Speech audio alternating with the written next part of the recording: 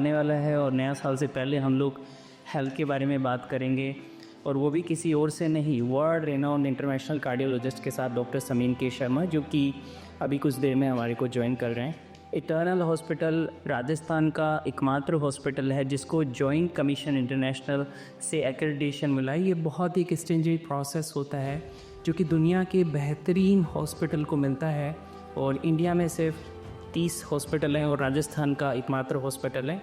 अगर उन process, protocols और पॉलिसीज़ को हम लोग फॉलो करते हैं तो अपने आप पेशेंट्स की केयर बेस्ट होती है। सेकंड, इटर्नल हॉस्पिटल इंडिया का एकमात्र हॉस्पिटल है जिसका नॉलेज शेयरिंग अरेंजमेंट है Mount Sinai hospital, New York, USA से, जो कि पूरी दुनिया भर में ग्लोबली 5th रैंक अपनी रखता है। अपने आप में एक बहुत बड़ा इंस्टीट्यूट है, उसके साथ में नॉलेज शेयरिंग होना, और वो नॉलेज शेयरिंग क्रिटिकल पेशेंट्स के एस्पेक्ट में नई टेक्नोलॉजी एडवांसमेंट से रिलेटेड ये डिस्कशन होता है। और थर्ड यूनिक चीज़ ये है कि अमेरिकन कॉलेज ऑफ कार्डियोलॉजी से इंडिया का एकमात्र हॉस्पिटल है जो कि एफिलिएटेड है। ये भी अपने आप में एक बेस्ट अचीवमेंट है इटर्नल हॉस्पिटल के लिए। इसके अलावा आप सबको पता ही है कि इटर्नल हॉस्पिटल अपने जो एडवांसमेंट, कटिंग एज टेक्नोलॉजी और एमिनेंट डॉक्टर्स की वजह से जाना जाता है। आप सब लोगों को पता है कि यहाँ पे कई डॉक्टर्स हैं जो कि अपने आप में बड़ी ख्याति रखते हैं, और इन्हीं कारणों की वजह से, इन्हीं चीज़ों की वजह से, इन्हीं यूनिकनेस की वजह से इटर्नल हॉस्पिटल को इस बार भी जयपुर का best multi speciality private hospital का अवार्ड मिला है। और वो एक न्यूट्रल सर्वे होता है जो हंसा रिसर्च करवाता है, और ये वीक मैगजीन के साथ में इनका कोलैबोरेशन होता है। तो इस बार लगातार 5वें साल इटर्नल हॉस्पिटल आप सब लोगों के सहयोग से, आशीर्वाद से राजस्थान का नंबर 1 प्राइवेट हॉस्पिटल है। Thank you. चाहे वो शादी ब्याह का रिश्ता हो या पेशेंट का रेफरेंस हो, क्योंकि जब गले में पड़ेगी तो आप ही के पड़ेगी कि आपने गलत जगह। तो मैं जैन साहब को देखता हूँ और भी बहुत सारे जने हैं। ये यूनिकनेस जो आप कह रहे हो कि इस हॉस्पिटल में यूनिकनेस इज़ कॉन्फिडेंस, लोगों का आउटराइट, जैसे कहते हैं ना कि ब्लाइंड चाल चलना, वो है लोगों की कि भाई उनको पता है कि यहाँ पे अपना काम बिल्कुल सही होगा। तो ये यूनिकनेस बहुत डिफिकल्ट, आज मेरे लिए भी बड़ा डिफ़िकल्ट है। कोई मुझसे पूछता है कि दिल्ली में कहाँ जाऊँ, मैं कहता हूँ कहीं भी जाके दिखा दो, क्योंकि जहाँ मैंने कहा या जिसके पास भेजा, और खुदा ना खास्ता कोई चीज़ कोई गलत करना नहीं चाहता, पर गलत होता भी हो भी जाता है, किसी के साथ मिसहैप भी हो सकता है। पर वो ये जो कॉन्फिडेंस है, ऐसे बहुत सारे जने हैं जिसमें जैन साहब तो अपने प्रोमिनेंट ही हैं, ये यूनिकनेस है इस हॉस्पिटल।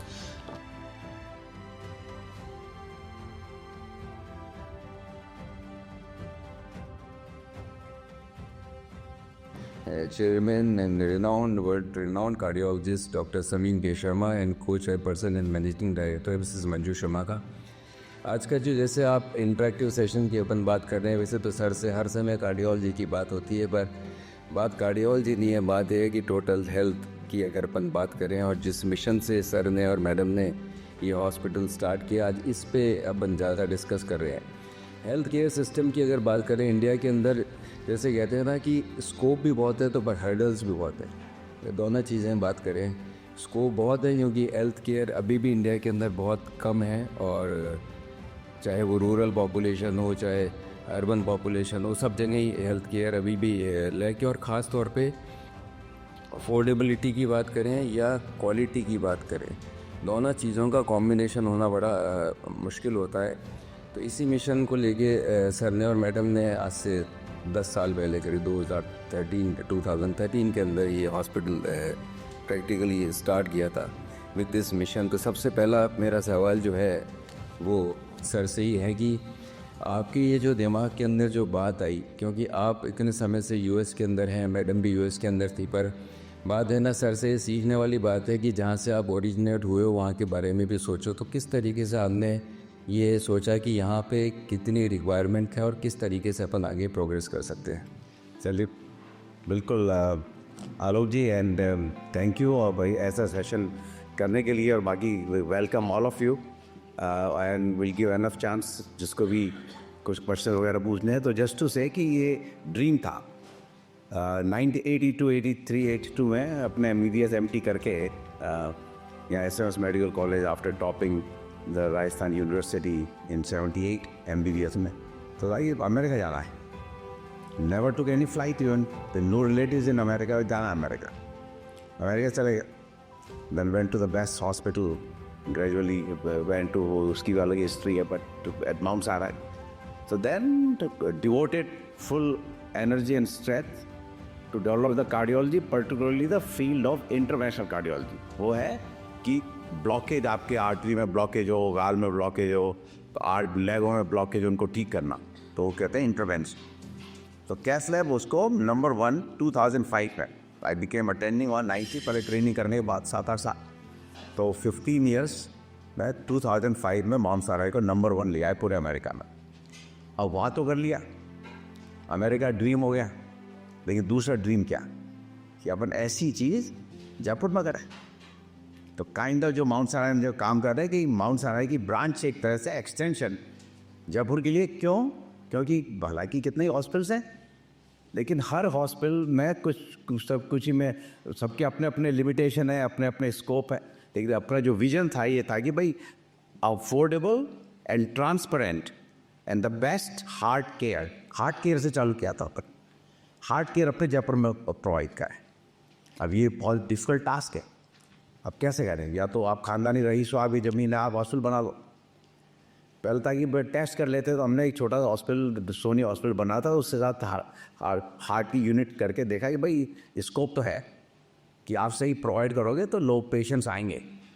तो देन फिर उस समय अपने वसुंधरा जी चीफ मिनिस्टर थी, तो जयपुर वो आई थी अमेरिका एक कन्वेंशन में, तो उनको मैं फिर माउंट साराय ले गया दिखाने। तो उन्होंने कहा कि भाई यार मैं तो यार तेरा बहुत रुतबा है, तो ऐसे ही हॉस्पिटल क्यों नहीं बनाता हूँ। तो दोनों चीज़ें ही कंबाइन हो गई। आइडिया हमारा चल रहा था, उनने भी कहा, हमने कहा ठीक है, लेकिन अब ज़मीन कौन दिलाएगा? ज़मीन में दिलाऊंगी। तो टुक अस 2 साल। तो 2008 में कई ज़मीनें दिखाते थे, बाहर दिखाते थे, इधर उधर। हमने कहा कुछ नहीं भैया, हमें तो सेंटर में चाहिए, जयपुर की बाउंड्री में, बाहर नहीं जाना जब बड़ी हो। तो ये प्लॉट था, तो उस समय ऑक्शन का, तो वो लड़ा लौट के।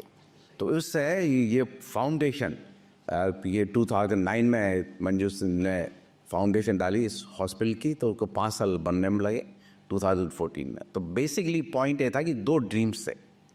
1, पहला ड्रीम कि जाके अमेरिका में अपना नाम कमाएं और अपने जो हॉस्पिटल के अंदर कैथ लैब को नंबर 1 करें।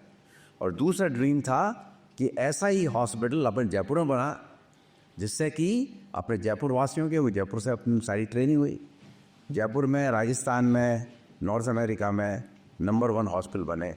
और वो दोनों ड्रीम इस समय पूरे कंप्लीट हो गए। इस प्रोसेस इसके अंदर कितने लोगों ने मेहनत की हो, मंजू का तो खास तौर से, तो हर जगह है ये hospital to get to this level बहुत डिवोशन चाहिए, टाइम चाहिए। आपको पता ही है हर जगह कितनी गड़बड़ें होती हैं, तो सब चीज़ों को सही तरीके से करते हुए तो ये कह सकते हैं कि भाई एटर्नल का हर किसी का अखबारों में नाम आता है, लोग बातें करते हैं। तो वन थिंग एटर्नल की ये बात सही है कि भाई कभी यहाँ गलत काम नहीं होता। अननेसेसरी की बिलिंग हो, अननेसेसरी भाई ठीक है, थोड़ा खर्चे वाले भी है, तो ये है कि भाई यहाँ ठीक है क्योंकि इंफ्रास्ट्रक्चर इतना है, थोड़ा खर्चा है। तो ये था कि भाई अब अफोर्डेबल लोगों के लिए अब कैसे करो, तो अपॉर्चुनिटी मिली हमें। हमारी फाउंडेशन बनाई हुई है हमने चैरिटेबल, तो अपने 5 साल का हमारा पहला प्रोजेक्ट था, करीब 15 करोड़ रुपये इकट्ठे करने का। इस साल का हमारा था 15 करोड़ इकट्ठे करने का, तो इस साल हमने 15 से ज़्यादा कर लिए। तो वो फाउंडेशन के तो लोग देने वाले, तो उसके में एक सांगानेर वाला है अपना एटोम हॉस्पिटल सांगानेर, तो उसके लिए है कि वहाँ और सब तरह की चिरंजीवी और जो सर्विसेज हैं, मोर इम्पॉर्टेंटली कि क्वालिटी डॉक्टर्स वही हैं, मशीनें वही हैं, पर थोड़ा इंफ्रास्ट्रक्चर कॉस्ट कम है, तो इससे कि अफोर्डेबल पेशेंट के लिए है। तो दोनों को मिला के तो ये हो गया कि सारे स्ट्रेटा ऑफ द सोसाइटी, हर तरह के पेशेंट्स की टेक केयर अपने एटर्नल सिस्टम में अब प्रोवाइड करने का जो प्रण था या वो अपना ड्रीम था, वो करीब पूरा ही हो रहा है। बिल्कुल सही है, पर बात आपने सही कही कि एक एज ए कार्डियोलॉजिस्ट जाके कैथ लैब में काम करना और एक हॉस्पिटल को मैनेज करना में बहुत ज़्यादा फ़र्क है। तो मैं मेडल से पूछना चाहूँगा, क्योंकि अगर हेल्थ केयर के अंदर चीज़ें देखी जाएँ जहाँ पे जो डिफ़िकल्टीज़ होती हैं, भाई हर ब्रांच जो है डिमांडिंग भी है और हर ब्रांच में डेवलपमेंट भी है। पर हेल्थ के अंदर डेवलपमेंट तो रोज़ का डेवलपमेंट है। हर टेक्नोलॉजी की बात करें टेक्नोलॉजी की बात करें, अफोर्डेबिलिटी की बात करें, पर्सनलाइज केयर की बात करें, स्किल मैन पावर को होल्ड करने की बात करें, या उनको ट्रेन करने की बात करें, उसके बाद रिटेन करने की बात करें, ये सारी चीज़ें इट्स नॉट ए जोक, आसान काम नहीं है। तो ये जो आपने पिछले 10 साल में जो चीज़ें हैं, इनको किस तरीके से डेवलप किए, एक मैं बात से करता हूँ कि टेक्नोलॉजी की अगर बात करें या जो स्किल डेवलपमेंट है, चाहे वो नर्सिंग स्टाफ हो, चाहे अपने स्टाफ हो या डॉक्टर्स हो, उसको किस तरीके से आप ट्रेन कर रहे हैं यहाँ पे ट्रेनिंग, या उनको हायर सेंटर्स पे भेज के नई टेक्नोलॉजी में उनको डेवलप करने के लिए क्या क्या काम कराएं? भाई सबसे पहले तो मैं आप लोग को गुड आफ्टरनून, आप लोग सब अपना समय निकाल के आए, thank you very much. It's like a community sitting together and discussing health.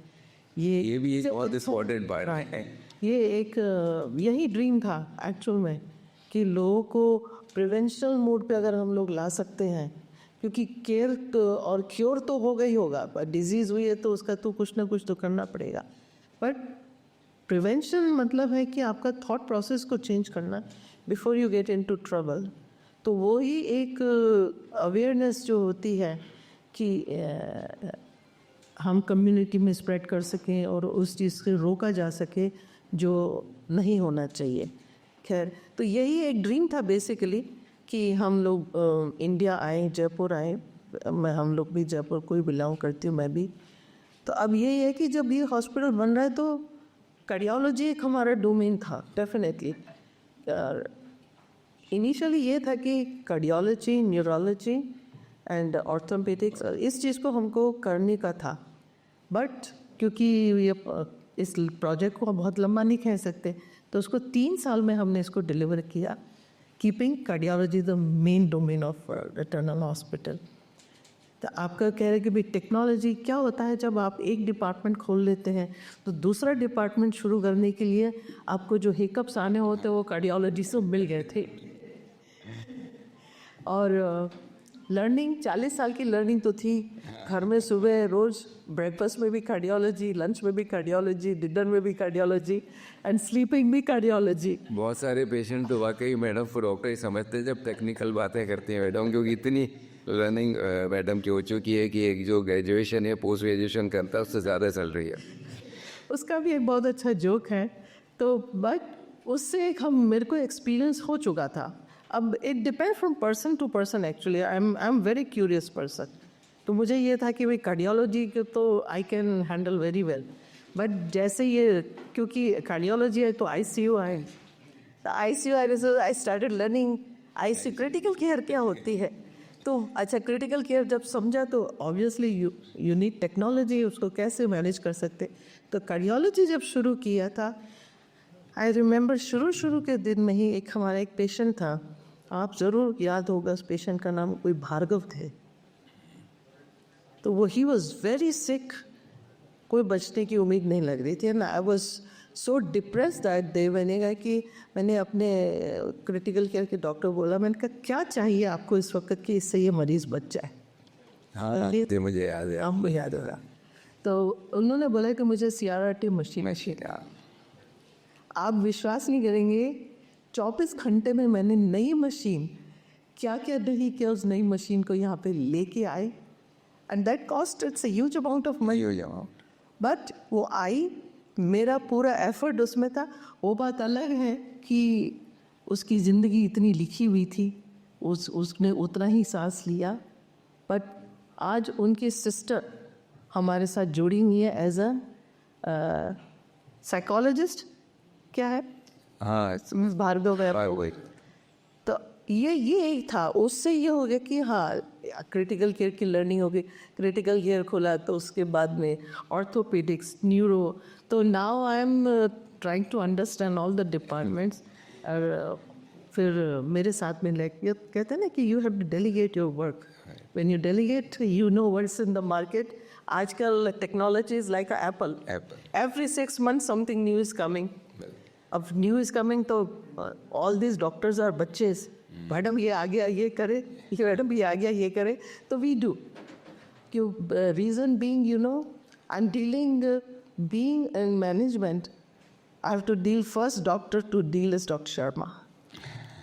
तो डॉक्टर्स की doctor. I'm able to handle somehow him, तो definitely वो बाकी सारी doctors की team, it's very easy to handle. Why? Because the thought process, I know what he wants and what will be his expectation. The same way, if I can understand his, humongous brain, I can understand other clinicians what they want. तो वो थोड़ा easy होता गया and demand and supply बहुत अच्छी चलती रही और I started enjoying. अपने जितने भी जो डॉक्टर्स हैं, क्योंकि टेक्नोलॉजिकल डेवलपमेंट्स तो असर जगह होता ही है, तो अपन किस तरीके से उनको, क्योंकि नई भी कोई भी चीज़ आती है तो सर से पता चली जाती है कि भाई यूएस में डेवलपमेंट हो रहा है, तो अपने जो ट्रेनिंग प्रोग्राम्स की मैं बात कर रहा हूँ डॉक्टर्स की, आप किस तरीके से उनको बेचते हैं या क्या एम रहता है उनको डेवलप करने? There is no limitation for training, actually. I am very open to national and international training because training is must. आप बगैर ट्रेनिंग के आपके पास में अगर वो कहते हैं कि आप चलाना ही नहीं जानोगे उस मशीन को और उसको डायग्नोस नहीं कर पाओगे अगर डिजीज़ को, तो then there is no sense. You can have rocket if you don't know how to send into the space, तो उसका कोई वैल्यू नहीं. तो doctors and somehow we have very good team of doctors and they know कि कहाँ पे क्या चीज़ सीखी जा सकती है and we have to arrange the logistics, so we do. It's a regular process here. Regular process. It's not only with clinicians, even with the technicians, nursing, and being now officially affiliated with Mount Sinai, we have exchange program. Exchange program. So technology and education, everything. वहाँ से भी कोई team आती है हमने assign करने के? Because I'll say कि जब हमने when we got our first JCI, जो hospital का एक accreditation होता है, I remember my team was very happy कि आज हमारा हॉस्पिटल JCI accredited हुआ है. तो I told them, मैंने कहा कि if you remember people, I told you कि I cannot take everybody to America to train you people, but I can bring America to ASCC. And that's what happened. ये Mount Sinai से आते हैं. Even last month we have a huge audit team came from Mount Sinai, New York, and they were very happy, and they were like comparing Mount Sinai with the ASCC. I said, good. मैं यही चीज़ आपसे पूछना चाहता हूँ क्योंकि लोगों को लगता है कि जो NIMH है, JCI है, मतलब इसके अंदर but it's a expensive thing, but It's very इसका बेसिक एम क्या है कि अपन JCI एग्रेडेड रहे हैं, NIMH रहे हैं, इससे क्वालिटी में कितना फ़र्क पड़ता है? क्योंकि आज अपन कहते हैं JCI हैं, उससे क्वालिटी में कितना फ़र्क पड़ता है अगर इंटरनेशनली देखा जाए? भाई देखिए, ये जो सारी जो एंटिटीज़ हैं बेसिकली ऑर्गेनाइजेशन है जो आपको एक्रेडिट करती हैं, ये एक ही गोल होता है, is for the patient, for the clinicians. उनकी सेफ्टी ही एक यही टारगेट होता है, पेशेंट के लिए और क्लिनिशियंस के लिए. अगर हम इन सेफ्टी मेजर्स को अगर हम देखते हैं और उन चीज़ों को इम्प्लीमेंट करते हैं, तो आई थिंक जो एंड यूज़र है और जो ऑपरेटर्स है, ये इससे ज़्यादा स्टैंडर्डाइजेशन जो जो स्टैंडर्डाइज होना ही चाहिए और ज़रूरी है, क्योंकि उसके बगैर आप अपने स्टैंडर्ड्स नहीं बना सकते.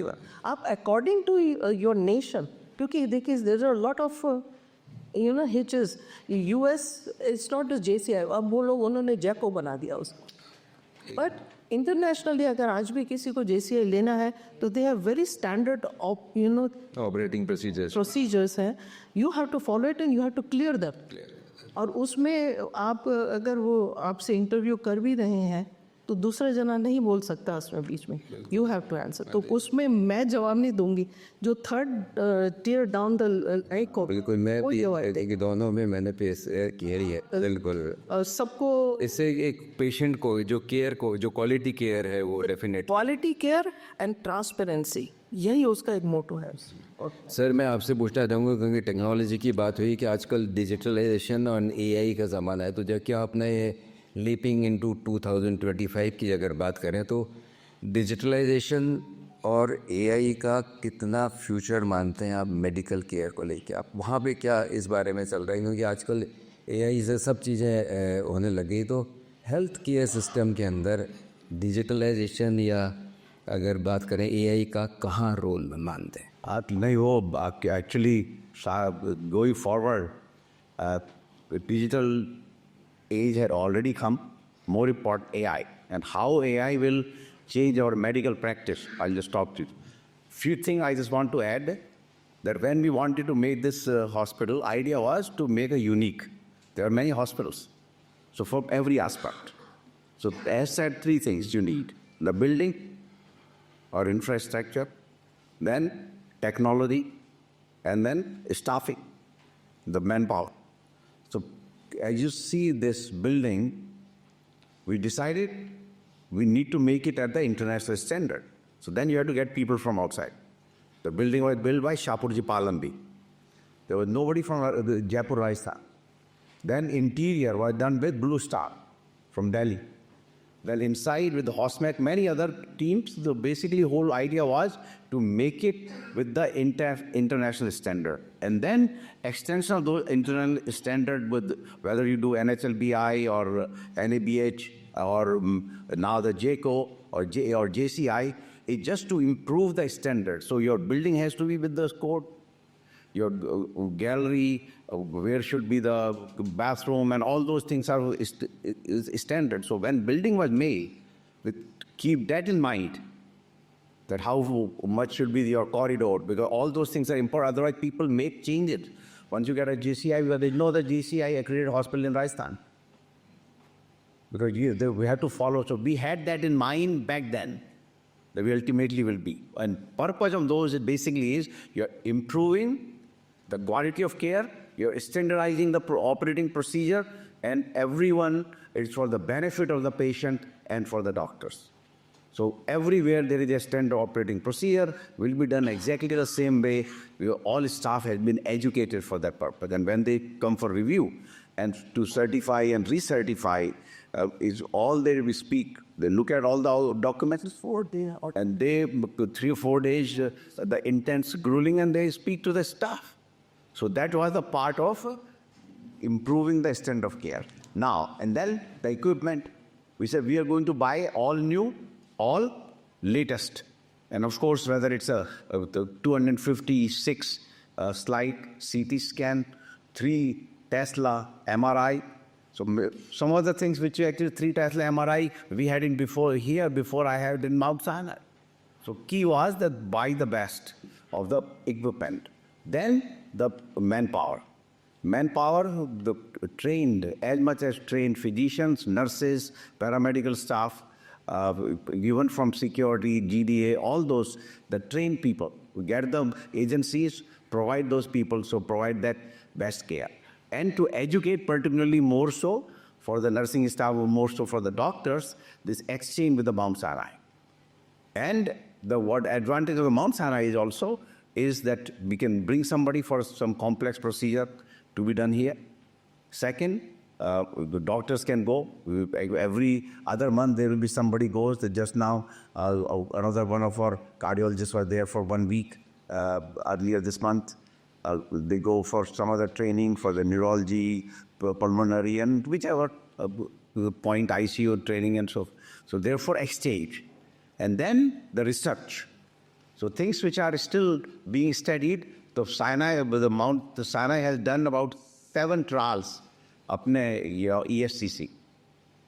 That basically means the trials which are going. So research is available right here.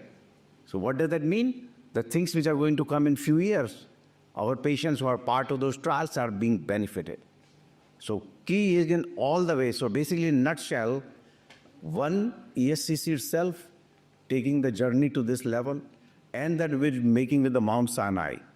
It really brought every aspect of the medical care to the international level.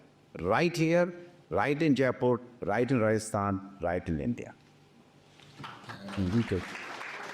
Madam मैं एक चीज़ पूछना चाहूँगा कि आजकल पर्सनलाइज केयर या पेशेंट सेंटर्ड केयर की बहुत ज़्यादा है और डिमांडिंग इतनी है पेशेंट्स, और अप्रोच भी उनको पूरी हर एंगल, मतलब पेशेंट को हो सकता है कि आपकी फूड से रिलेटेड ही इशू हो जाए, केयर तो चल ही रही है।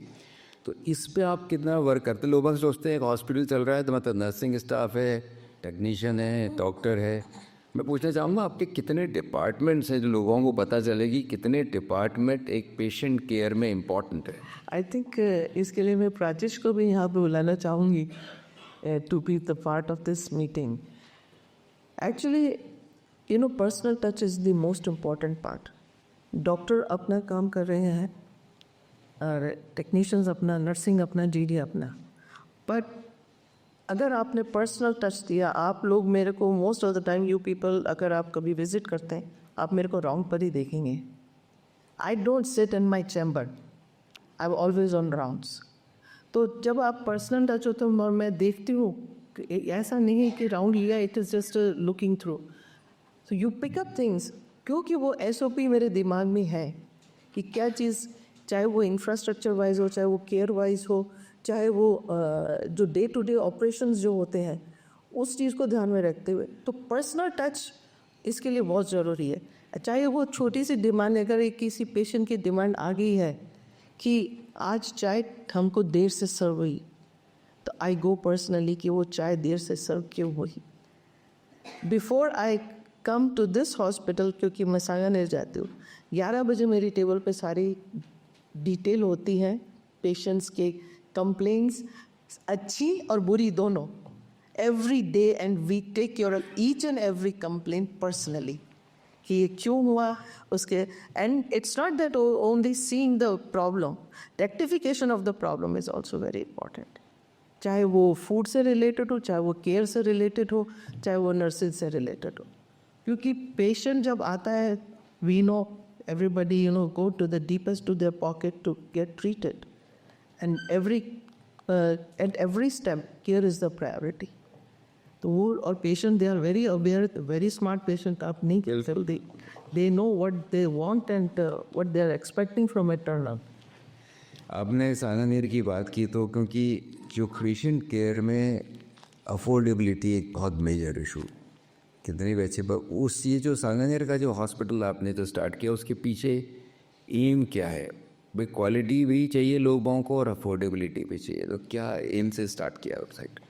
एक्चुअल में एज डॉक्टर शर्मा ने भी अभी ये चीज़ बोली कि केयर तो हमारा विजन में है ही, that is a priority of our vision. But उसके साथ में भी कॉस्ट कैसे कम करी जाए.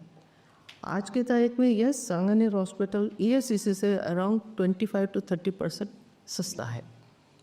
अब मेरे से ही किसी ने पूछा कि आप मैडम कह रही कि 25% सस्ता है तो क्या कॉम्प्रोमाइज़ कर रहे हो. That was the first question and I was very happy कि बड़ा स्मार्ट क्वेश्चन पूछा.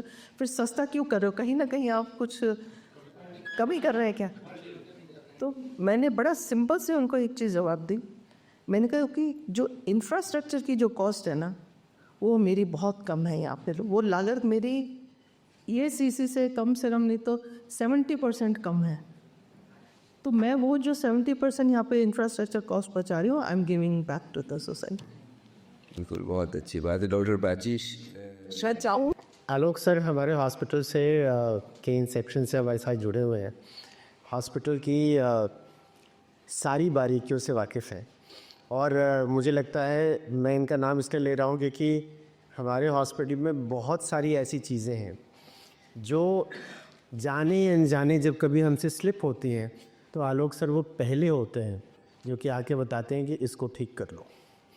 ये एक कंट्रीब्यूशन आलोक सर का है, जैसे ऐसे बहुत सारे लोग हैं जो हमको वो सारी चीज़ें बताते हैं. अभी अगर सपोर्ट सर्विस की बात करें तो सर डिपार्टमेंट में तो बहुत सारे लोग इन्वॉल्व हैं, लेकिन उनके साथ के जो लोग इन्वॉल्व है, पूरा जो एडमिन है, एडमिन का 90% हिस्सा सर क्लिनिकल सर्विसेज के सपोर्ट के लिए डेडिकेटेड होता है. हमारी जो मैडम ने, सर ने एक बात कही कि भाई कभी भी किसी को आप एक तरीके से लेते हो, मेडिकल साइंस बहुत तेज़ी से डेवलप करता है. ये मेडिकल साइंस डेवलप करता है तो उसको सिंक में रहने के लिए लगातार ट्रेनिंग की रिक्वायरमेंट होती है. हमारा जो ट्रेनिंग का डिपार्टमेंट है, and it is not limited to 1%, मतलब वो ट्रेनिंग का डिपार्टमेंट, हर डिपार्टमेंट में कुछ लोग हैं जो आइडेंटिफाइड ट्रेनर्स हैं, कंटिन्यूअस ट्रेनिंग चलती रहती है. एक फीडबैक का सिस्टम है हमारा, जो कि हम सब आप लोगों से रिक्वेस्ट करते हैं कि हमको फीडबैक दीजिए और उस फीडबैक के बेसिस पे सारे करेक्शंस होते हैं and that is not done on a monthly or a weekly basis. Sir, the feedback review is done daily, and that is one thing that we are really proud of कि उस daily Just to, sorry, I didn't mention earlier with the AI in the medical care. We are very early stage at present. What is basically AI is that what men are doing, what human being is doing, to replace that to the automatic system. And how will it happen? But first you have to feed the system. So very commonly what is happening right now, all the remote generation, radiology, echocardiogram, all are being done by AI. So they have the system report, then physician just sees it and sign quickly. So that is the right away that has come. Then it has come into the many part of the, let's say, intensive care. So based on the data, they will say this patient is going sour. So rather than somebody's thinking, is patient doing bad or good, AI generating that, this patient needs extra care, the nutrition issue, the oxygenation is issue. So all this now, many things which men used to do, human being used to do, will be done with the AI. Many others will come. Some good, some bad, some people will learn, but very quickly is being done is, and same thing part of calling the patient. Patient wants to know about the procedure. That I want to have a stent procedure. What is the stent procedure? You call that like airlines. No human comes on the airline. Everything is on the machine. So all these things will automatically happen in the doctors, the hospital level also. Somebody wants to know how is my hernia surgery. The whole system is. More importantly, they call that you are scheduled to have a procedure done. So AI will do generated discussion will happen. There is no human being. And the machine will tell that, you are coming there, you are a diabetic patient, make sure you take the medication, you are on this blood thinner, make sure you store the medicine. So that connected to your electronic medical record. So digital, so first to have AI, you have to have electronic medical record. That's the first essential for AI to happen. इससे challenge और बढ़ने वाला है आप लोगों के लिए Competitor is now here. कितने तक आप गूगल डॉक्टर्स फेस कर लेते हैं नाउ काइंड डॉक्टर्स रूडी फेस सेकंड, टेलीमेडिसिन को कहाँ प्लेस कर रहे हैं सर? क्योंकि टेलीमेडिसिन भी बहुत फ्यूचरिस्टिक वैसे काफ़ी समय से है, पर उसका में डेवलपमेंट की काफ़ी गुंजाइश है. Telemedicine basically just extending the reach to the general public, general patient, general rural areas, and so that basically is the telemedicine. Now, a lot of people, patients don't want to travel, but I don't do the tele visits. There are two things. You take the touch out the patient. Then, when you see the patient, you are not going to see a whole body. So somebody has a leg swelling. Once you look at the patient, it's totally different. Although COVID time we all did a lot of televisits, but otherwise, to me, I think at least this first interaction should be direct. But then rest can all be done, basically from the, telemedicine. The other question is with another drawback of the telemedicine, you cannot have any testing, sir. You cannot have electrocardiogram. You want to see, now they are actually having even a stethoscope that patient on the other side can put on the chest, and you can hear on the lung sounds and heart sounds. That is happening, but to me, the telemedicine, it is just to show that in a small area from here, 100 miles, somebody developed a little reaction, has some tumor or something swelling, that do I just treat it here or I could go for more advanced care? So I think that's just the entry. The telemedicine, it was very important at the time when you have travel is restricted. The human contact was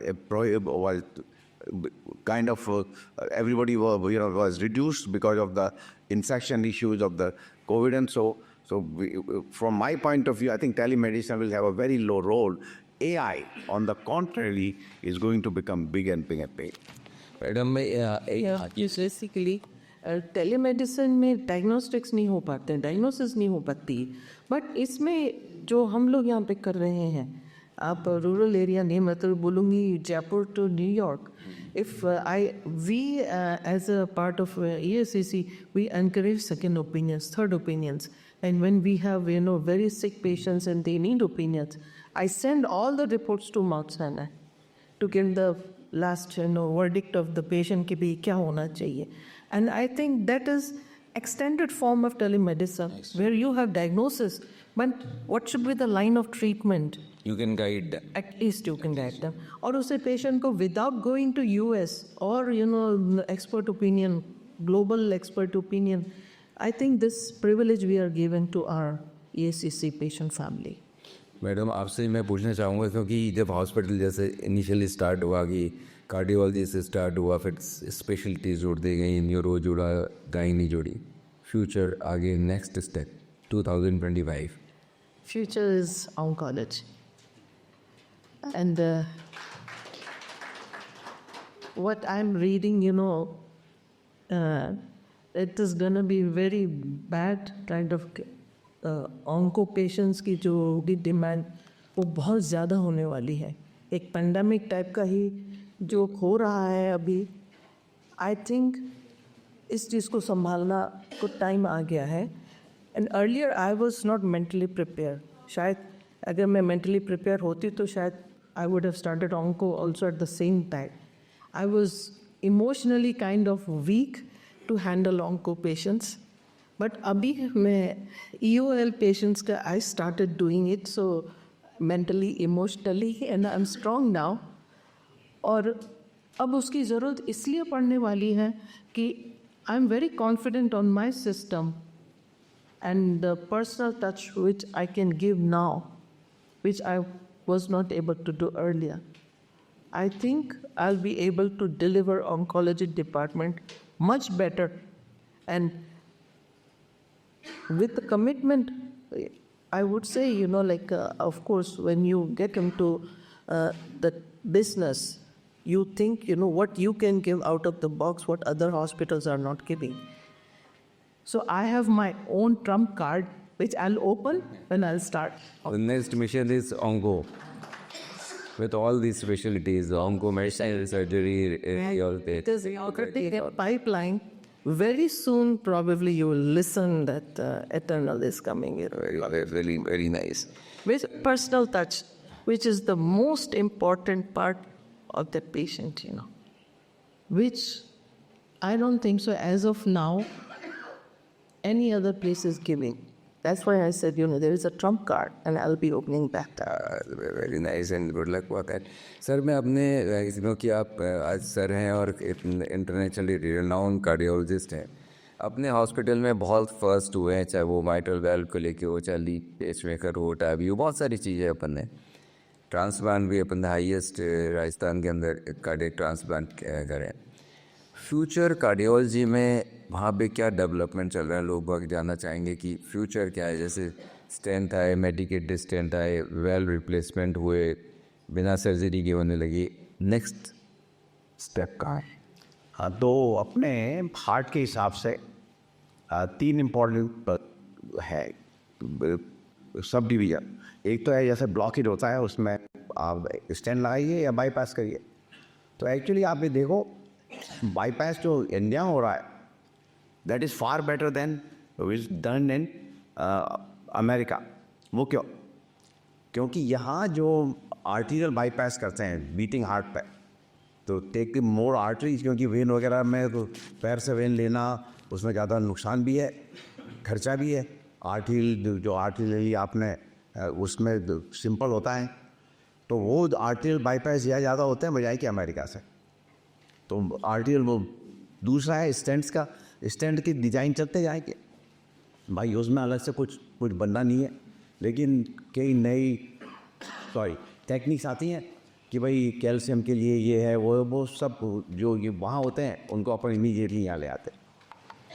फिर दूसरा है एंडोवेस्कुलर. एंडोवेस्कुलर माने आपकी blockage नेक में है, leg में है, kidneys में है, उनके लिए यहाँ अपने हमें इंडिया में बहुत कम काम होता है.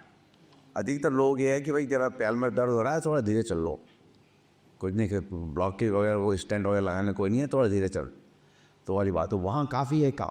ये आपकी वेन वगैरह जो फूली रहती हैं, वेरिकोज वेन्स, इनका ट्रीटमेंट आजकल बहुत बच्चे चल रहा है, या भी हम अपने यहाँ ले के आ रहे हैं कि अपने एडवांस में कि भाई इसकी भी क्योंकि काफ़ी डिमांड है.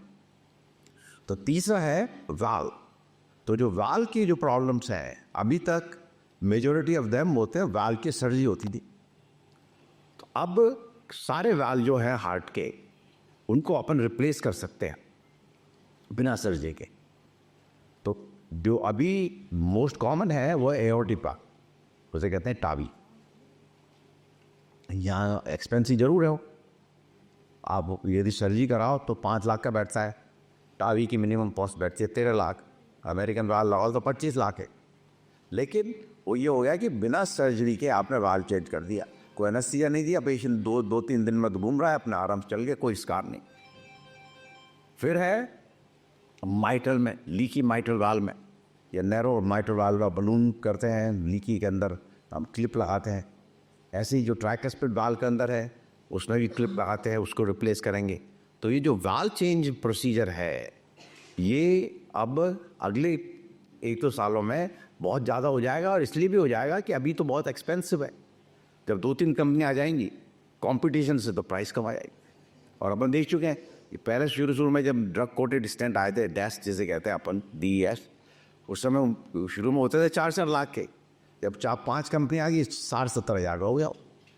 अब वही स्टेंट आते 30 हज़ार में, गवर्नमेंट के रूल रेगुलेशंस के हिसाब से। तो कंपटीशन वो ब्रिंग द कॉस्ट डाउन, और वो awareness will bring the use of the new techniques to the consumer. और अपने ESCC भी है the prime centre, will try to show those things. और ऐसे ही अपने इलेक्ट्रोफिजियोलॉजी के अंदर है, नई टेक्निक्स हैं, स्पेशल पल्स फील्ड एब्लेशन है, क्रायो सर्जरी, क्रायो एब्लेशन है, may other technique. Pacemaker आजकल आपको काटने की जरूरत नहीं है, pacemaker leadless pacemaker है, ग्रोइन के जरिए चल जाते, जैसे आप एंजियोग्राफी करते हैं तो हार्ट में चल जाएगा पेस मेकर। वो कोई पेस मेकर बाहर से कोई स्कार ही नहीं है, मैकर उसे कहते हैं, मैकर डिवाइस। तो ये सब चीज़ें बेसिकली है कि surgical is going down to minimal invasive in a non surgical way. So those will be the advances 2 years to come. Madam, क्योंकि आपने बात की थी कि प्रिवेंटिव एस्पेक्ट की, अपना हॉस्पिटल जो है कम्युनिटी से बहुत कनेक्टेड रहता है, regular camps, awareness programmes regular करते हैं। प्रिवेंटिव पैकेजेस या प्रिवेंटिव एस्पेक्ट पे और क्या आप फ्यूचर मानते हैं या आप सोचते हैं कि और ये कर सकते हैं और करना चाहिए? भाई प्रिवेंटिव करने के लिए सबसे पहले अवेयरनेस प्रोग्राम ही सक्सेसफुल होगा। भाई जब पता ही नहीं होगा तो कैसे, तो इस टाइप के जो सेशंस होते हैं कम्युनिटी के साथ के, वो रेगुलरली होनी चाहिए। और ये आपको भी अपनी तरफ से इनिशिएटिव लेना पड़ेगा कि ऐसे अगर हॉस्पिटल्स में कोई इवेंट्स वगैरह होते हैं तो आप लोग ज़रूर जाएं उसमें और देखें कि क्या हो जाता है। ये लर्निंग है, आपको भी पता चलेगा कि अभी टेक्नोलॉजी कहाँ गई है, हम लोग की क्या सोच है, हॉस्पिटल की क्या सोच है आप लोगों के लिए, और आप लोग की क्या एक्सपेक्टेशन है हम लोगों के साथ में। तो डेफिनेटली जब साथ मिल के बैठेंगे तो सॉल्यूशन ज़रूर निकलता है। और अवेयरनेस आज की तारीख में बहुत ज़रूरी है। तो first thing is sitting together and finding community involvement, बिल्कुल, this is the best thing actually. और ये हर डिपार्टमेंट से रिलेटेड होना चाहिए। इंडिविजुअल डिपार्टमेंट से अगर हम लोग करेंगे, ऑर्थो के साथ में करेंगे, सो दैट आपको जो जिस चीज़ की ज़रूरत होगी आप वो इवेंट अटेंड कर लीजिए, होता है। बिल्कुल। और फिर अगर 50+ है, 60+ है, तो आई थिंक एक जो टोटल वेलबींग का जो एक हेल्थ का होता है वो आप लोग को ज़रूर ऐड करना चाहिए। एंड स्पेशली जो अभी हम लोग हॉस्पिटल में फेस कर रहे हैं, जो अनएक्सपेक्टेड अनएक्सप्लेनेबल डेथ्स हो रही हैं, उसके लिए आप लोग को अवेयर होना बहुत ज़रूरी है। जो हम लोग अभी आए दिन फेस कर रहे हैं और हमारे पास में उसका कोई जवाब नहीं है, क्यों हो रहा है पता नहीं है। बच्चा आराम से जिम कर रहा है, 32 years old, लूजिंग लाइफ। अब क्या हम सजेस्ट करें? हम लोग सिर्फ यही कर सकते हैं कि आप लोग आइए, अपना एक थॉरो चेकअप करा लीजिए भाई इस चीज़ के लिए क्या है। और मैं प्रिवेंटिव साइड की अगर मैं बात करूँगी आज की तारीख में, तो थोड़ा सा आप मतलब विगरस मैं नहीं कहूँगी, एक्सरसाइजेस करें, उसकी आप इंटेंसिटी को थोड़ा लो रखिए, बट लंबा करिए तो वो ज़्यादा वो अच्छा रहेगा। पुरानी कहावत कहती थी कि prevention is better than cure, पर आजकल है early detection is the best way of prevention. तो जो बात है कि प्रिवेंटिव होने के लिए प्रिवेंटिव चेक्स कराना, और हॉस्पिटल में बहुत सारे इस तरीके के पैकेजेस हैं, ये अपने को अवेयर करना लोगों को ज़रूरी है। अभी अभी आप सोसाइटी के अपन सब प्रोमिनेंट लोग हैं कि अर्ली डिटेक्ट लोग अब सिम्टम पे नहीं जाके बहुत सारे पैकेजेस हैं, हर तरीके के पैकेजेस हैं, अर्ली डिटेक्ट करें जिससे टाइमली मैनेज कर सकें। लास्ट में मैं डॉक्टर सभी से ही बात करना चाहूँगा कि जैसे मैडम ने बात सडन डेथ की कही है, आपका क्या मानना है? क्योंकि ये सब जने न्यूज़ देते हैं, सबके दिमाग के अंदर ये रहती है कि आजकल यंग डेथ्स जो हैं काफ़ी कॉमन है, नेचुरली विग्रेस एक्सरसाइज के साथ तो अपन सुनते हैं, ये अदरवाइज भी। तो यहाँ एग्जैक्टली जो यंग डेथ्स है we are not seeing in America. America में नहीं हो रहा, कोविड के टाइम हुआ था, पोस्ट कोविड। अब यहाँ ये है कि इज इट, ये क्यों हो रहा है? ये ऐसा तो है नहीं कि भाई एकदम हार्ट डिजीज इतनी तेजी से बढ़ रही। ये कोविड का इफेक्ट है, कोविड के वैक्सीन का लेट इफेक्ट है। क्या है एग्जैक्टली किसी को पता नहीं। जो भी अब पेशेंट्स होते हैं उनकी ऑटोप्सी है, इनकी स्टडी चलेंगी। कईयों का यही हो रहा है कि पोस्ट कोविड सिंड्रोम है, इन्फ्लेमेशन था हार्ट का, हार्ट बीट होगी, खत्म हो। तो इसीलिए हम आप कहते हैं भाई कभी किसी को कोविड हुआ हो। अच्छा, कोविड का फिर वैक्सीन का इफेक्ट है। वैक्सीन के कई स्टडीज आ रही हैं कि प्लॉट बनाते, वो अलग कॉम्प्लिकेशन है, लंग्स के अंदर अलग कॉम्प्लिकेशन है। तो ये क्यों हो रहा है? सबसे बड़ी बात तो ये है कि गोज बैक टू कि अपना जो सिस्टम है, अपना जो मेडिकल सिस्टम है और या सोसाइटी है, उसकी थॉट प्रोसेस चेंज करनी है। थॉट प्रोसेस चेंज ऐसे करनी है कि आप वहाँ कभी भी कोई सी भी जॉब में लो आप, जैसे अमेरिका, तो आपका हेल्थ चेकअप होना है बिफोर आपको कॉन्ट्रैक्ट दे आए। या तो आप जाओ साइन करो, कॉन्ट्रैक्ट कल से काम पाएगा, सुबह शाम तक काम करते रहो। अब चाहे आपके हार्ट प्रॉब्लम हुई, वहाँ वो पहले डिटेक्ट हो जाएगी, क्योंकि आपका पहले आपने एम्प्लॉय हेल्थ चेकअप हुआ है। तो कई हो कैंसर निकल गया, कई को टीबी निकल गई, कई हो के हार्ट में कि भाई ब्लॉकेज आ गए, क्योंकि आपने कैट स्कैन रूटीन जो स्क्रीनिंग टेस्ट है उनने निकाल लिया। तो ये अपने एक सोसाइटी की thinking and the hospital thinking कि भाई प्रिवेंशन, द अर्ली डिटेक्शन के मैं अपने ध्यान रखना है।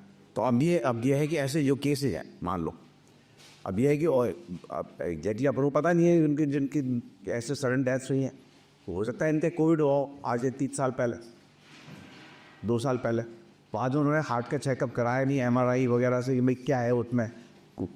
यदि हुआ है तो हम एक्सरसाइज के लिए बिल्कुल मना करते हैं, भैया एक साथ एक्सरसाइज नहीं करनी है। वो हम कहते हैं वो लंग्स की क्या भाई कैट स्कैन हो चुका है नहीं है, तो हो गया है तो उसका फॉलोअप है नहीं है। तो बहुत सारी चीज़ें हैं। यदि ये जो सडन डेथ वाला एपिसोड हटा भी दो, तो अभी अपने जो हार्ट डिजीज़ है, जो टाइप की हार्ट डिजीज़ हो रही है, वो यहाँ वो कहीं अमेरिका क्या कहीं भी नहीं है। क्यों नहीं है? क्योंकि अपने यंग एज में हो रही है हार्ट अटैक हो रहे 20 साल में, 15 साल में, 25 साल में। अब वो कारण क्या है एग्जैक्टली? ये नहीं है कि इनके कोलेस्ट्रॉल बढ़ गया है, कोई बहुत स्मोकिंग कर रहे हैं या ब्लड प्रेशर बढ़ा हुआ है, ऐसा कुछ भी नहीं है। या तो इन्फेक्शन तो वो है कुछ, और वही है कि थोड़े रिस्क फैक्टर्स यंग एज में होते हैं कि आप जो गुड कोलेस्ट्रॉल है थोड़ा कम है, बैड कोलेस्ट्रॉल थोड़ा बढ़ा हुआ है, smoking on top of it है। अब मैं खुद का कोई ध्यान रखते हैं, तो ये कई चीज़ें हैं। तो मेरे हिसाब से तो इन्फेक्शन इसमें थोड़ा प्रोमिनेंट कारण है कि अपने यंग एज के अंदर ऐसे क्यों अटैक हो रहा है, क्यों अटैक हो रहा है। दूसरा अपने खाने पीने का ले देना है, इसमें है बहुत। कार्बोहाइड्रेट डाइट जो है, एक प्योर स्टडी की थी, there is a international study, doctor Rajeev Gupta, उसमें अपने ये पूरे इंडिया के you are the main enroller, the principal investigator of that study, published हमारे जो मेजर जर्नल होता है New England Journal of Medicine. उसके अंदर ये निकला कि जो द कंट्रीज जो वो फ्रूट्स और वेजिटेबल्स के कंपाउंड जो उनके अमाउंट ज़्यादा है वर्सेस कार्बोहाइड्रेट, तो उनके हार्ट डिजीज़ का चांस है 3 to 4 times मोर जो कार्बोहाइड्रेट खा रहे हैं वर्सेस जिनके की limited amount of fruits and vegetables. तो कहना होता है कि अपनी जो डाइट है एक डिफरेंट है। तो ऑल दिस सब चीज़ों को मिला के वो जो आर्टरी के अंदर तो छोटा सा कोई भी प्लाक बन गया, वो एक तरह से वो ज्वालामुखी टाइप है, वो वॉल्केनो, उसमें थोड़ा सा कुछ भी रप्चर हुआ, बूम, तो उसमें क्लॉट बन जाता है, हार्ट अटैक होता है, उससे डेथ हो गई, अब मेजर प्रॉब्लम हो रही। ये अमेरिका में नहीं होता। क्यों नहीं होता? क्यों? क्योंकि सबका चेकअप हो चुका है। कोलेस्ट्रॉल वाले को कोलेस्ट्रॉल की दवा चल रही है, डायबिटीज़ वाले को डायबिटीज़ की दवा चल रही है, हाइपरटेंशन वाले को हाइपरटेंशन की दवा चल रही है, तो सब कंट्रोल में। तो वो मैं ये कहता हूँ कि जो हार्ट अटैक होता है, जैसे हमारा इतना बड़ा हॉस्पिटल मामसाना है, महीने में 2 या 3 हार्ट अटैक के पेशेंट आते हैं, 4 तो रिकॉर्ड है एक महीने, और यहाँ आपने 50 है हर महीने ESCC में। कंपेरेटिवली तो छोटा, बहुत छोटा हॉस्पिटल है। वो क्यों? क्योंकि जो हार्ट अटैक है उसको मैं कहता हूँ कि ये इसका कारण है पेशेंट और फिजिशियन नेग्लेक्ट। पेशेंट ने अपना ध्यान नहीं किया, फॉलोअप नहीं किया, अब वो पता नहीं है क्या चल रहा है, कोलेस्ट्रॉल, ब्लड प्रेशर, डायबिटीज है, और फिजिशियन ने ध्यान नहीं दिया, तो इसलिए ऐसे जो अटैक हुआ है, हार्ट अटैक होता है। तो फिजिशियन पेशेंट नेग्लेक्ट। माउंटसाराई में सबके पास डॉक्टर फिजिशियन है, वो चेकअप पर जाते हैं, अर्ली चेकअप हो रहा है तो कोई सी हार्ट अटैक हुई नहीं, एंजाइना जरूर हो रहा है, ब्लॉकेज हो रहा है, लेकिन हार्ट अटैक नहीं हो। मैं अपने खुद के पेशेंट, मेरे हजारों पेशेंट्स हैं, साल में एक पेशेंट का हार्ट अटैक होगा जाएगा, किसी की नहीं होता, क्यों? सब वो, क्योंकि वो आ रहे हैं केयर करने में, हम उनकी केयर कर रहे हैं। तो हार्ट अटैक का सबसे बड़ा ये है कि अपना खुद का ध्यान रखना, और जो डॉक्टर है, सिस्टम जो भी है, वो आपका ध्यान रखें, तभी हार्ट अटैक के चांसेस कम। बहुत बहुत इम्पॉर्टेंट बात कही है, क्योंकि ये जो अवेयरनेस है, दोनों का रोल इम्पॉर्टेंट है, और इसमें अर्ली डिटेक्शन का बहुत इम्पॉर्टेंट रोल है। डॉक्टर शर्मा एंड ऋषि शर्मा, आप इसमें ये सब चीज़ तो भाई चलो आप डायग्नोसिस पे आ रहे, तो अपने को सबको राइट फ्रॉम द, कहता है ना, स्क्रैच से शुरू करना पड़ेगा, and scratch is the nutrition. Nutrition, आपने तो बोल दो दिया राव साहब कि कार्ब डाइट को आपको थोड़ा सा मिनिमाइज करना पड़ेगा, बट सैलड्स एंड फ्रूट कैसे खाएं when salads and fruit are loaded with pesticides? तो ये सॉल्यूशन तभी बनेगा ना, बैठेंगे, इंटरेक्टिव सेशंस होंगे, तो न्यूट्रिशनिस्ट इसका पैनल का वो हिस्सा बनेंगे, they will be able to give the options और how to manage those pesticide salads और फ्रूट्स बेसिकली। भेजा भी है लोगों को अपने वहाँ से। मेरे मिसिस के स्टैंड डला था 2017 में, और 2-3 जगह मैंने कंसल्ट किया डॉक्टर से, बगराटा साहब से, SMS के पुष्पंदर जी से, आलोक सर माथुर हैं उनसे भी, और फिर उन्होंने जब लेके मैं घूमता रहा तो लास्ट में कहा यार कहाँ लेके घूम रहे हो तुमको, इनका तो ब्लॉकेज है, इनका हार्ट, मतलब तुम दिखाओ उनको जाके। तो पुष्पेंद्र गर्ग साहब बढ़िया आदमी है, तो उनको आप दिखाओ, तो उनसे मैंने स्टेंट डलाया, तो 2017 से स्टेंट डला हुआ। अब इसमें आगे क्या करना है, बार बार वही दवाई खाते रहना है ज़िंदगी भर, क्योंकि उससे भी क्या साइड इफेक्ट होते हैं, मतलब क्या इकोस्प्रिन खाए जा रहे हैं आप, पैरासिट खा रहे हैं, वो खा रहे हैं, तो उसमें क्या कई बार क्या हाथ में दाग आ गए, पैर में आ गए, कभी मुंह में छाले आ गए, तो कभी सूजन आ गई हाथ में। अब ये चल रहा है, तो इसमें क्या क्या करना चाहिए, मतलब स्टेंट डल गया एक बार तो क्या बार बार उसमें वाले या तो चेकअप तो हो नहीं सकता दोबारा से वापस स्टेंट डल के चेक करें, या कोई इस तरह की मशीन है जो बाद में मालूम पड़ जाए कि क्या इसमें कितना ब्लॉकेज है, नहीं है, ख़त्म हुआ या चल ही रहा है, तो ये जानना चाहता हूँ मैं। स्टेंट से रिलेटेड है वो तो एक ही है, एस्पिरिन तो हर कार्डियक पेशेंट को, जिसके हार्ट पेशेंट है, नॉर्मल फिजिक पहले होता था कि भाई आपने 50 की उम्र के बाद आपके डायबिटीज है तो एस्पिरिन ले लो, स्टडीज ने बता दिया कोई ज़रूरत नहीं है, आपके हार्ट प्रॉब्लम हुई है, हार्ट अटैक हुआ है, बाईपास हुआ है तो एस्पिरिन लेनी है। और यदि आपने स्टेंट लगाया तो 1 साल के लिए ब्लड थिनर लेने हैं, कई 2 साल के लिए देते हैं जो प्लेविक्स वगैरह है, उसके बाद उसको बंद कर लो। एस्पिरिन लेकिन लाइफ लॉन्ग चलेगी। और दूसरी चलेगी जो है कोलेस्ट्रॉल की मेडिसिन स्टैटिन। तो स्टैटिन्स होते हैं जो LDL कोलेस्ट्रॉल को डाउन करते हैं, लेकिन उनके भी साइड इफ़ेक्ट है, मसल पेन, लीवर पे। आजकल इंजेक्शन आ गया है, इस 1 महीने में एक इंजेक्शन लगाओ, कुछ दिनों बाद एक इंजेक्शन आने वाला है जो 6 महीने में 1 दिन लगाओ, एक दफ़े। चिंता ही नहीं, रोज़ाना दवा ले लेगी कोलेस्ट्रॉल की, 6 महीने में 1 इंजेक्शन, वो कोलेस्ट्रॉल बिल्कुल कंट्रोल रखेगा। डॉक्टर साहब कोलेस्ट्रॉल की दवा तो दे नहीं रहे, हर एक हॉस्पिटल चल रही है, रोज चल रही है, अब कोलेस्ट्रॉल बढ़ेगा बीच में आगे, तो वही तो कोलेस्ट्रॉल तो दवा जरूरी है, तो एकोस्पोरिन सही है, एस्पिरिन, दूसरी वाली दवा बंद कर सकते हो आप 2 से 1-2 साल बाद। लेकिन कोलेस्ट्रॉल की क्यों? क्योंकि जो आपका नया ब्लॉकेज है वो बचेगा केवल कोलेस्ट्रॉल की दवाओं से, और बाकी जो रिस्क फैक्टर है जैसे डायबिटीज़ कंट्रोल होनी चाहिए, ब्लड प्रेशर कंट्रोल होना चाहिए। अब ये कि आपको ब्लॉकेज को आप असेस कैसे करो, तो उसका ये हम करते हैं कि भाई 2 साल के बाद यदि कोई सिम्टम्स नहीं है, एक दफ़ा स्ट्रेस टेस्ट कर लो आप, और उसको हर 2 ही साल में रिपीट करते रहो, तो उससे अर्ली स्टेज में पता चल जाएगा दोनों ही चीज़। तो ब्लड से बताया कैसे करते हैं? नहीं, एक्सरसाइज ट्रेडमिल पे, ईसीजी में कई दफ़ा न्यूक्लियर टेस्ट करते हैं थैलियम डाल के। उससे ये है कि भाई अपने ब्लड पर देख लिया कि आपका ब्लड फ्लो, एक तो उस आर्टरी में जो स्टेंट लगा है वो ठीक है, और दूसरा कोई नया नहीं बना है, क्योंकि एक दफ़ा स्टेंट लग जाता है तो ये है कि आपके चांसेज हैं और नई जगह बन सकती है, तो उसको अर्ली स्टेज में पकड़ लें। मेरा नाम नीरज जैन है। हम Digambar Jain social group federation Rajasthan region है हमारी सोसाइटी, और काफ़ी सारा एसोसिएशन है इटर्नल हॉस्पिटल से। हम जैसे बात हुई प्रिवेंटिव केयर की, तो काफ़ी सारे कैंप्स हम लोग करते हैं for the society and community to detect earlier, और इसमें हमारा काफ़ी ज़्यादा एसोसिएशन एंड सपोर्ट से रहता है, और हमको मिलता रहता है आपकी टीम, नितेश जी, अभिषेक जी।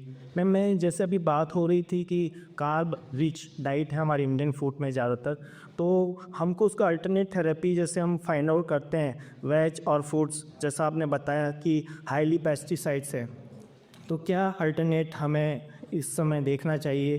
क्योंकि अभी मार्केट में जहाँ देखो फ्रूट्स और वेजिटेबल्स, वो सारे 90% पेस्टिसाइड्स ही उसमें इन्वॉल्व हैं। देखने में बहुत अच्छे अच्छे लगते हैं, बहुत सुंदर सुंदर लगते हैं, लेकिन उनको खाओ तो टेस्टलेस है, बिल्कुल टेस्ट मज़ा नहीं आता।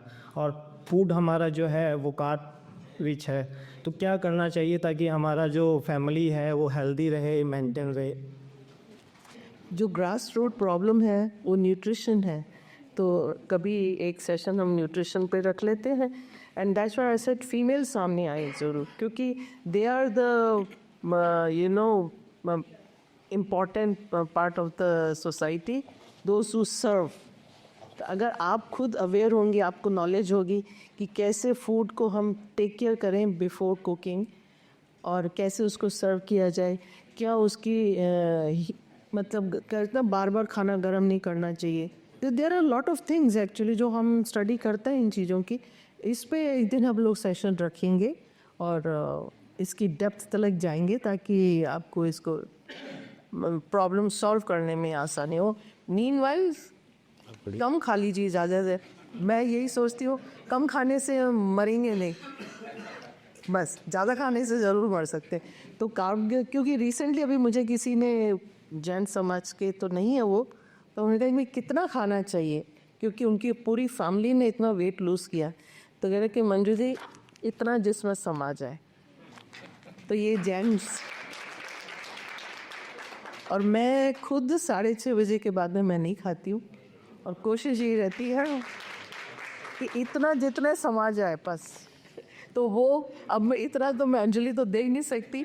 What I have created my own parameter. Airport plane में वो जो आपको एक डिश देते हैं उसमें सब कुछ होता है, रोटी भी होती है, चावल भी होता है, सब्जी भी होती है। तो आई have created that measuring scale for that, कि उसमें जितना आ जाए उतना ही खा लो, दैट्स इट। और सिंपल है कि अपने सिंपल वे में कि जो अपन भाई चावल और रोटी बहुत खाते हैं, अच्छा पेट भी भरना है, नहीं खाओगे तो फिर भूखे रहोगे, नींद नहीं आएगी और ज़्यादा परेशान। तो वेजिटेबल्स तो अपने 3-4 वेजिटेबल खाओ। सैलड वगैरह लोग खाते हैं, क्यों पसंद है, मैं कभी सैलड खाता ही नहीं, मुझे पसंद ही नहीं है, वो अलग बात है। लेकिन वेजिटेबल्स खाइए। अच्छा उसमें ये पेस्टिसाइड वगैरह इनका भी थोड़ा कंट्रोल हो जाए, क्योंकि आपने बॉयल जो वार्म हो गई उसमें सब उड़ गए। अच्छा ये जो एक बात जो हो रही है, जो बहुत ही कॉमन है नेशनल लेवल पे, कि अपने इतनी कैंसर हो रहा है इंडिया में, अमेरिका से ज़्यादा हो रहा है, और ये सारा ये पेस्टिसाइड और इन चीज़ों के अडल्ट्रेशन है। इतना कैंसर अमेरिका में ही नहीं है, यहाँ तो आप हर तीसरे आदमी को, 5 आदमी को हम जानते हैं जिसके कैंसर हो रहा है, वहाँ ही नहीं। वो पार्ट ये फैक्टर है, तो इसीलिए कि वह अपने तरफ से ध्यान रखें। भाई अब ये तो जो अडल्ट्रेट कर रहे हैं, पेस्टिसाइड डाल रहे हैं, वो अपना काम कर रहे हैं, अपने कैसे करें। तो किसी चीज़ को बॉईल कर लोगे तो वो सब चीज़ उड़ जाएगी, सिंपल तरीके से। कि मैं और मेरी वाइफ, हम दोनों को स्टेंट लगे हुए हैं, हम दोनों डायबिटिक है और हम दोनों बीपी पेशेंट हैं, लेकिन हर 30 दिन पे हम हमारे फिजिशियन डॉक्टर जो डायबिटोलॉजिस्ट हैं उनके पास जाने से एक बार भी नहीं चूके हैं। चाहे कोरोना के टाइम में हमने टेलीफोन पे उनसे सेवाएं ली, तो we are very much regular about our medicine. और उस समय क्योंकि उस दिन आखिरी दिन था, आप तो न्यूयॉर्क चले गए थे, लेकिन मैडम मंजू शर्मा जी ने हमारी केयर रखी थी नेक्स्ट 2 डेज़ के लिए। So much thank you Manju ji. मैं सिर्फ ये जानना चाहता हूँ कि क्या मुझे अभी मैंने 7 साल में हार्ट से रिलेटेड कोई टेस्ट नहीं कराया है। हो सकता है इसको आप मेरी नेग्लिजेंसी माने या अवेयरनेस नहीं होने की वजह से माने, पढ़ा लिखा होते हुए भी पढ़े लिखे मूर्ख मेरे जैसे होते हैं। तो मैं जानना चाहता हूँ कि मुझे किस तरीके के टेस्ट करा लेने चाहिए। Thank you sir. अब आप क्लिनिकली जिस हिसाब से आप बता रहे हैं कि कोई सिम्टम्स नहीं है, सब काम सही चल रहा है, दवा के हिसाब से सारे कंट्रोल, अब टेस्ट डॉक्टर को दिखाते ही हैं every month. I am sure वो जो भी है, डायबिटीज़ है या ब्लड प्रेशर है, कोलेस्ट्रॉल है, सब कंट्रोल में। तो ये हम कहते हैं कि एक दफ़े स्ट्रेस टेस्ट 2 साल के बाद, जो ट्रेडमिल स्ट्रेस टेस्ट है, और एक फिर उसके बाद 3 साल उसके बाद। तो 2 साल, 5 साल, 8 साल, 11 साल, तो हर 2-3 साल में कर लेना चाहिए। 3 साल में रीज़न क्या है कि यदि आपने कहीं और दूसरा ब्लॉकेज बन रहा है तो जो इमरजेंसी नहीं आए, तो इससे आप अर्ली स्टेज में डिटेक्ट कर लोगे। और दैट्स द एडवाइस। सर एक क्वेश्चन है, हमारी फैमिली में सबको शुगर है एंड कोलेस्ट्रॉल है, तो जैसे father in law, mother in law, brother in law, husband, सबको, तो क्या टेस्ट कराए या क्या करना चाहिए कि आगे चल के उनको हार्ट प्रॉब्लम ना हो। डिटेक्ट कर लिया कि ये प्रॉब्लम है तो उसका अप्रोप्रिएट इलाज करें, क्योंकि हर चीज़ का वैल्यू है आजकल। भाई कोलेस्ट्रॉल का कि भाई ये लेवल जो मैंने बताया था 100, 7, 70 और 50, आपके डायबिटीज़ के लिए जो एग्रीगेट करते हैं, क्योंकि फास्टिंग बहुत स्प्यूरियस है। तो आप फास्टिंग ओवर 90, लेकिन खाने के बाद हो जाता है 350।